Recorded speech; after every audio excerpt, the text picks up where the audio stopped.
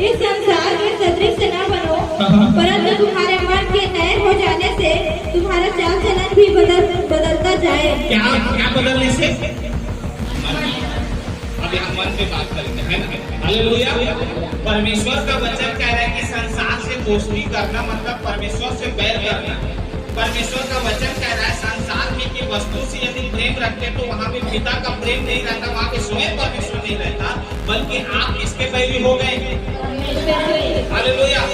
परमेश्वर का वचन कहता है कि रोमियो 12 के हम 1 और 2 में पढ़े तो परमेश्वर कहता है तुम्हारे मन के नहीं होने से तुम्हारा सारा चाल चलन क्या होता जाए? बदलता जाए तुम्हारे।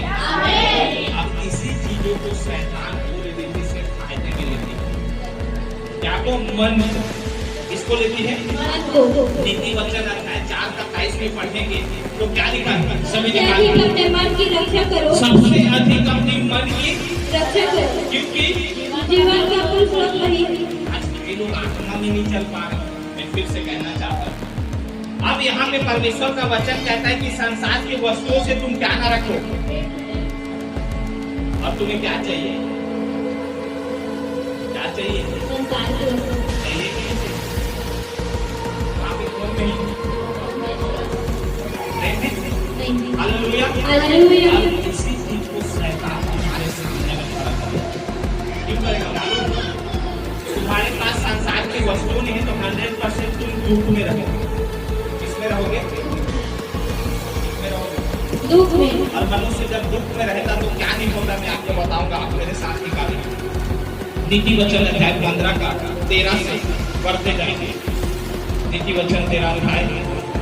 मन आनंदित होने से मुख पर भी प्रसन्नता छा जाती है। मन यदि खुश रहता है तो मुख पर भी खुशी छाती है, और परंतु मन के दुख से आत्मा निराश होती है।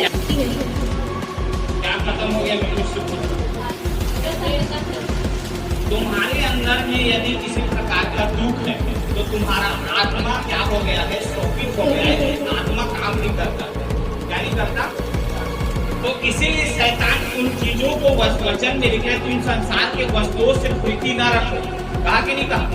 अब तुम्हारे पास में दुख कैसे, मैं आपको बता रहा हूँ। किसी के पास में गाड़ी नहीं, किसी के पास में घर नहीं, किसी के पास में पैसा नहीं, किसी के पास में ये नहीं, किसी के पास में वस्तु को खड़ा कर रहा है।